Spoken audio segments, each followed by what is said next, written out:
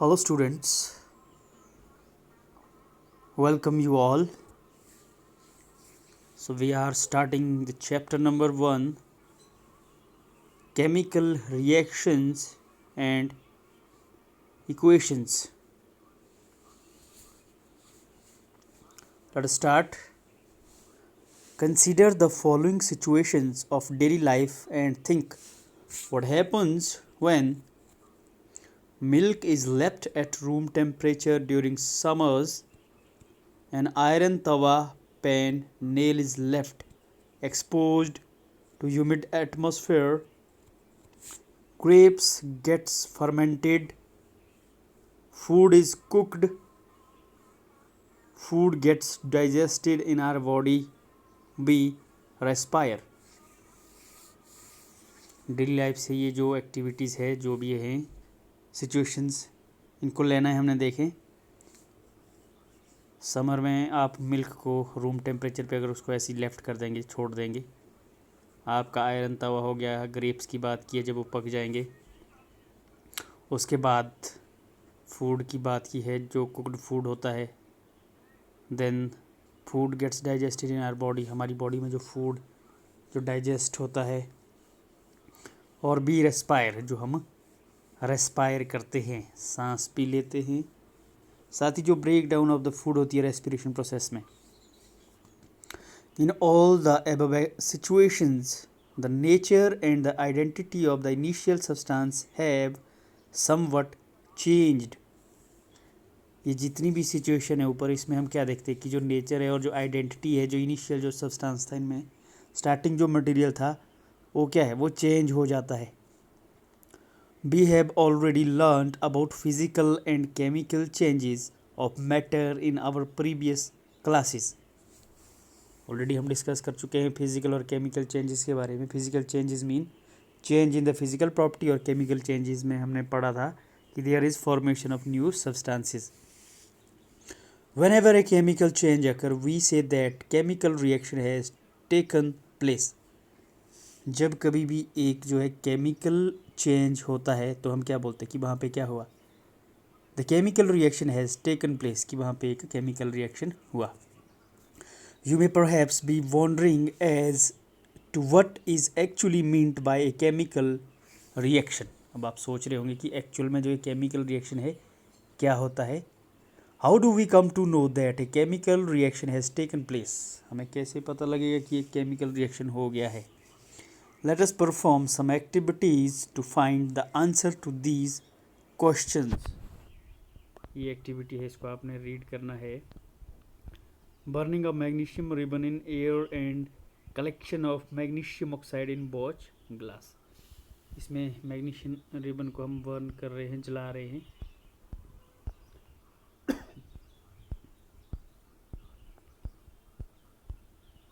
You must have observed that magnesium ribbon burns with a dazzling white flame and changes into a white powder.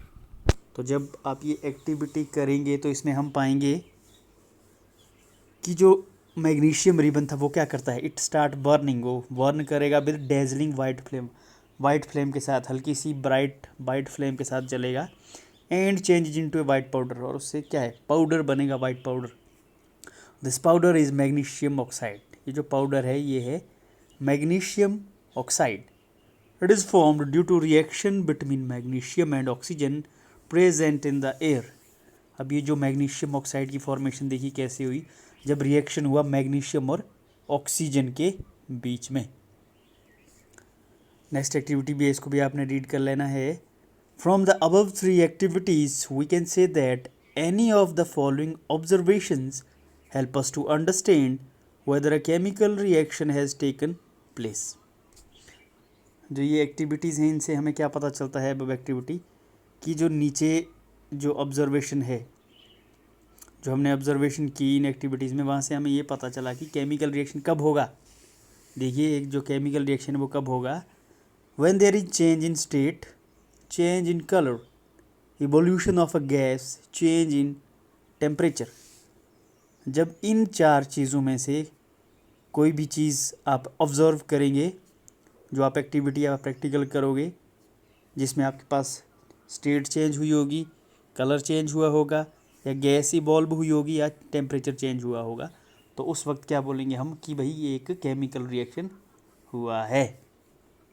As we observe the changes around us, we see that there is a large variety of chemical reactions taking place around us.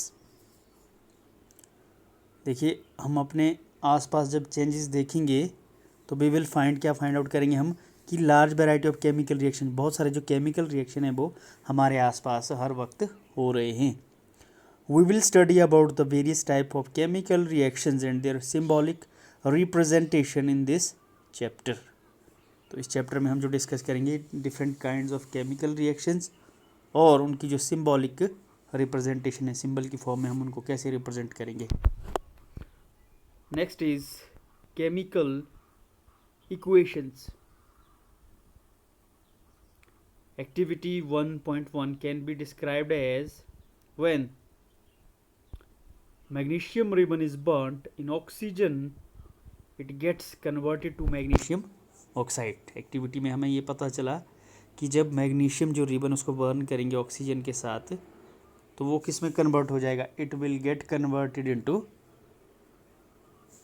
magnesium oxide. This description of a chemical reaction in a sentence form is quite long. It can be written in a shorter form. अब ये जो description है इस chemical reaction का sentence की form है, it is quite long, ये थोड़ा लंबा है और इसको छोटा किया जा सकता है। The simplest way to do this is to write it in the form of a word equation. तो देखिए हम इसको किस फॉर्म में लिखेंगे, वर्ड इक्वेशन में। The word equation for the above reaction would be, देखिए magnesium plus oxygen will give us, reaction के बाद देखिए क्या बनेगा, magnesium oxide. The substance that undergo chemical change in the reaction magnesium and oxygens are the reactant. The new substance is the magnesium oxide formed during the reaction as a product. तो देखें अब क्या हुआ, जब वो chemical change हुआ, यहाँ पे केमिकल रिएक्शन हुआ, इस वक्त जो हमारे पास जो मैग्नीशियम और जो ऑक्सीजन है they are called as reactant बोलते हैं उनको। जो लेफ्ट हैंड साइड में होंगे एरो के उनको बोलेंगे आप रिएक्टेंट्स। तो हमारे पास रिएक्टेंट्स है यहाँ magnesium and oxygen, and the new substance जो बना इन दोनों के मिलने के बाद उसको बोलते हैं product, that is magnesium oxide. क्या है यहाँ पे हमारे पास, ये एक प्रोडक्ट है। अब all the equation shows changes of the reactant to products through an arrow placed between them. Arrow की फॉर्म में हमने शो किया इसको।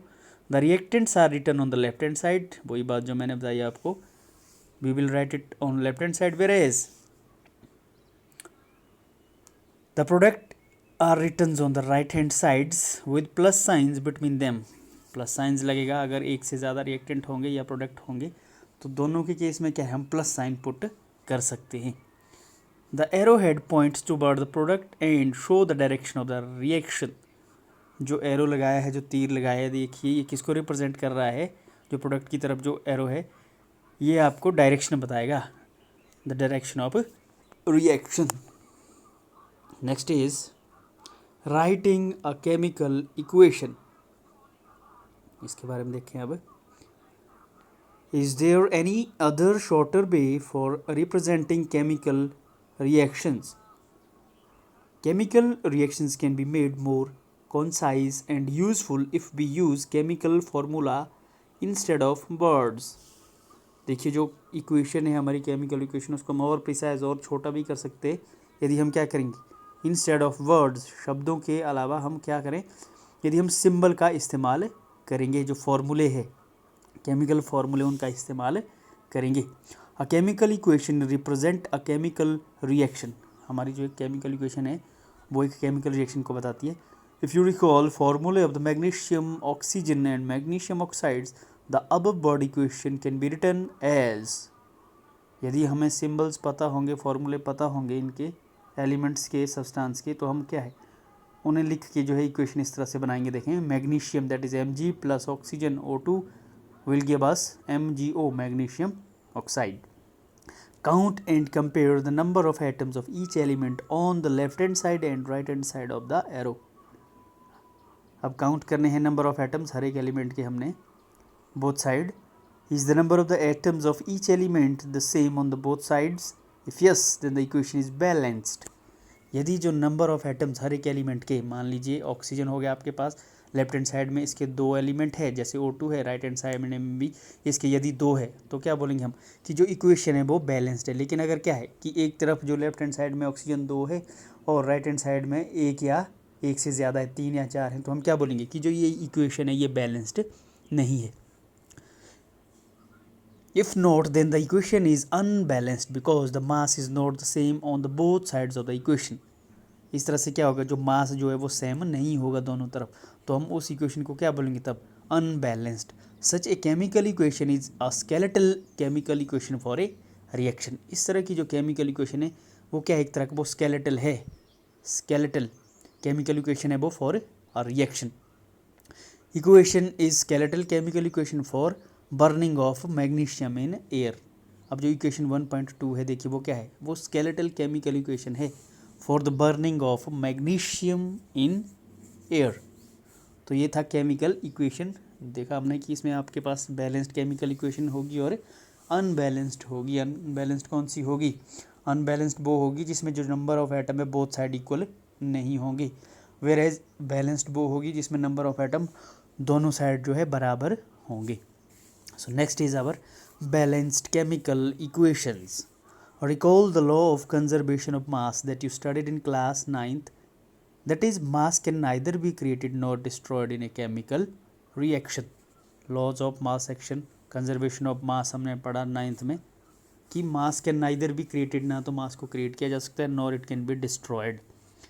That is, the total mass of the element present in the product of a chemical reaction has to be equal to the total mass of the elements present in the reactants. दूसरे शब्दों में क्या बोलेंगे हम कि भाई जो total mass है of the elements present in the product वो किसके बराबर होना चाहिए, total mass of the element present in the reactant. In other words, the number of atoms of each element remains the same before and after a chemical reaction. Other words में क्या बोल सकते हैं हम दूसरे तरीके से कि भाई जो नंबर ऑफ एटम हर एक एलिमेंट के होंगे वो क्या रहेंगे, वो सेम रहेंगे before and after a chemical reaction. Hence we need to balance a skeletal equation. इसीलिए हमें क्या करना पड़ेगा, एक जो बैलेंस्ड इक्वेशन है, एक जो इक्वेशन है उसको हमें बैलेंस करना पड़ेगा. जो स्केलेटल इक्वेशन है हमारे पास chemical, is the chemical equation balanced? Let us learn about the balancing a chemical equation step by step. इसके बारे में हम लर्न करेंगे आगे कि कैसे जो है इक्वेशन को बैलेंस किया जा सकता है. The world equation for activity 1.3 may be represented as zinc plus sulfuric acid, zinc sulfate plus hydrogen. अब देखिए वर्ड की फॉर्म में थी ये, अब हम इसको फॉर्मूले की फॉर्म में कैसे लिखेंगे देखें. Zn plus H2SO4 will give us ZnSO4 plus H2O. Let us examine the number of atoms of different elements on both side of the arrow. Zinc देखें, लेफ्ट में एक है, राइट में एक. हाइड्रोजन देखें, लेफ्ट में एक, लेफ्ट में 2 हाइड्रोजन, राइट में भी 2. उसके बाद सल्फर देखिए, लेफ्ट में एक, राइट में एक. एंड ऑक्सीजन लेफ्ट में 4, राइट में 4. As the number of the atoms of each element is same on both sides of the arrow, so the equation is balanced chemical equation. तो ये है बैलेंस्ड केमिकल इक्वेशन, क्योंकि दोनों तरफ क्या है हमारे पास देखिए जो नंबर ऑफ एलिमेंट है वो सेम है. एक और एग्जांपल दिया है, इसको आपने ट्राई करना है खुद.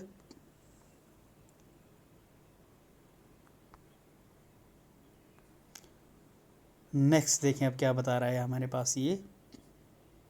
Late us try to balance the following chemical equation. इसमें हमें स्टेप्स बताए गए हैं, ये आपने अच्छे से रीड करने हैं.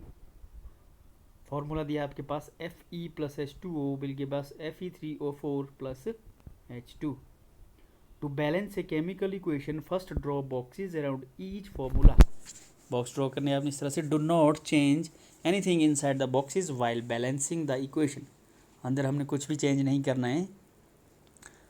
Step 2. List the number of atoms of different elements present in the unbalanced equation. List करने हैं आपने इस तरह से नीचे लिखने हैं number of elements, left side में भी और राइट साइड में भी। स्टेप 3 देखें, it is often convenient to start balancing with the compounds that contain the maximum number of atoms. सबसे पहले हमें किस कंपाउंड से स्टार्ट करना चाहिए जिसमें जो है मैक्सिमम, सबसे ज़्यादा जो है नंबर ऑफ एटम्स हों। It may be A reactant और ए प्रोडक्ट, वो चाहे रिएक्टेंट हो आपके पास चाहे प्रोडक्ट हो। In that compound select the elements which has maximum number of atoms. उसके बाद उसी में क्या करना है, उस कंपाउंड में भी हमने वो एलिमेंट सेलेक्ट करना है जिसके जो है सबसे ज़्यादा एलिमेंट हो। Using this criteria we select Fe3O4 and the elements oxygen in it. इस क्राइटेरिया के अकॉर्डिंग देखिए हम क्या करेंगे, इस कंपाउंड को यूज़ करेंगे पहले Fe3O4 और उसमें भी क्या है, ऑक्सीजन को करेंगे पहले। सबसे पहले there are 4 oxygen atoms on the right hand side and only 1 on the left hand side. To balance the oxygen हम क्या करेंगे, देखिए हम 4 से जो है न्यूमरल 4 से मल्टीप्लाई करेंगे वाटर को। जो H2O है हमारा, इनिशियल में देखिए हमारे पास 1 था, अब क्या किया हमने 1 × 4, तो देखिए आपके पास 4 आ जाएगा ये। To equalise the number of atoms it must be remembered that we can not alter the formula of the compound और elements involve in the reaction. अब देखिए नंबर ऑफ एटम को इक्वलाइज करने के लिए हम जो है उस फॉर्मूले को चेंज नहीं कर सकते हैं। हम ये नहीं लिख सकते, अगर आपका वाटर का फॉर्मूला H2O है तो उसको ऐसा नहीं लिखेंगे आपकी भाई H2O4, इस तरह से नहीं लिखेंगे, फॉर्मूला एज इट इज़ रहेगा। फॉर एग्जांपल देखिए नीचे दिया है जैसे इन्होंने, to balance oxygen atoms we can put coefficient 4। Coefficient जो है, जो न्यूमरल वैल्यू हम 4 लिख सकते हैं, 4H2O not H2O4। Now partly balanced equation become, अब देखें कैसे बनेगी इक्वेशन। ये पार्टली जो हाफ ली हमने इसको अभी इक्वेशन को बैलेंस किया है, Fe4H2O Fe3O4H2O। Next step is step number 4, Fe and H atoms are still not balanced, ये नहीं है। Pick any of these elements to proceed further, let us balance hydrogen atom in the partly balanced equation. To equalize the number of hydrogen atom, make the number of molecules of hydrogen as 4 on right hand side। अब देखें क्या करना, हमने इसको 4 करना है right hand side में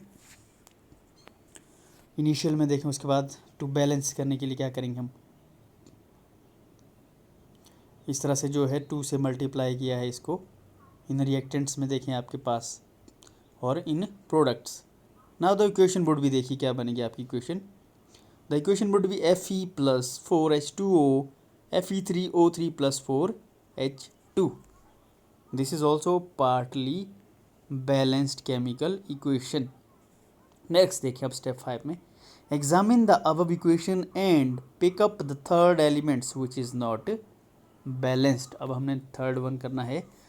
You find that only one element is left to be balanced, that is iron। Initially देखिए आयरन में अब एक था हमारे पास, दूसरे केस में क्या हमारे पास देर आर 3 आयरन, तो हम क्या करेंगे 1 × 3। To equalize Fe we take 3 atoms of the Fe on left hand side. देखिए क्वेश्चन क्या बनी अब, 3Fe plus 4H2O Fe3O4 plus 4H2। Step 6, finally to check the correctness of the balanced equation we count number of each elements on both sides of the equation। The number of atoms of the elements on both sides of equation number 1.9 are equal। This equation is now balanced। तो अब देखें दोनों तरफ जो है number of जो element है आपके पास इक्वल आएंगे। आयरन देखें 3 है, हाइड्रोजन देखें 4H2, 4 × 2 मतलब 8। उसी तरह से ऑक्सीजन देखें 4 × ऑक्सीजन 4 ऑक्सीजन, और राइट हैंड साइड में आपके पास O4। तो इस तरह से ये बैलेंस हो गई है। This method of balancing chemical equation is called hit and trial method, as we make trial to balance the equation by using smallest whole number coefficient। hit and trial method है ये। next is writing symbols of the physical state। carefully examine the above balanced equation। carefully examine करना है हमने इसको। does this equation tells us anything about the physical state of each reactant or product? no, information has been given in this equation about their physical states. तो इसमें देखिए हमारे पास इनकी जो स्टेट्स है उसके बारे में कुछ भी नहीं बताया गया है इस फॉर्मूले में, इस रिएक्शन में। To make a chemical equation more informative, the physical state of the reactant and product are mentioned along with their chemical formulae. ज़्यादा इन्फॉर्मेशन के लिए देखिए हम क्या करते हैं, जो फिजिकल स्टेट है रिएक्टेंट और प्रोडक्ट की उसको मेंशन करते हैं along with the formula. The gaseous, liquid, aqueous और the solid states of the reactants and products are represented by the notations. देखिए जो नोटेशंस है, गैस के लिए आप जी लगाएंगे, लिक्विड के लिए एल, एक्वस के लिए ए क्यू एंड सॉलिड के लिए आप एस लगाएंगे. The word aqueous is written if the reactant or product is present as a solution in water. Aqueous हम देखिए कब लिखते हैं, जब हमारा जो रिएक्टेंट या जो प्रोडक्ट है कैसे प्रेजेंट होगा, कैसे होगा वो, as a solution in water. वहाँ पे वाटर भी होगा, सॉल्यूशन की फॉर्म में होगा वो. टू बैलेंस द इक्वेशन 1.9 देखें फिर, 3Fe solid plus 4H2O gas will give us Fe3O4 solid plus H2 gas. Note that the symbol G is used with H2O to indicate that in this reaction water is used in the form of steam. यहाँ से हमें पता चला कि यहाँ पे जो water है वो स्टीम की फॉर्म है, तभी हमने क्या है गैस लगाया है यहाँ पे. Usually physical states are not included in a chemical equation unless it is necessary to specify them. हालांकि क्या बोला है, जो फिजिकल स्टेट है उनको इंक्लूड नहीं किया जाता है केमिकल इक्वेशन में जब तक कि वो स्पेसिफाई ना किया गया हो या वो ज़रूरी ना हो. Sometimes the reaction conditions such as temperature, pressure, catalyst, etc. for the reactions are indicated above and और below the arrow in equation. For example देखें, कई बार क्या होता है, देखिए जैसे CO gas plus 2H2 gas 340 atmospheric pressure पे ये रिएक्शन हो रहा है, तो देखिए क्या बन रहा है, CH3OH मिथाइल एल्कोहल बन रहा है.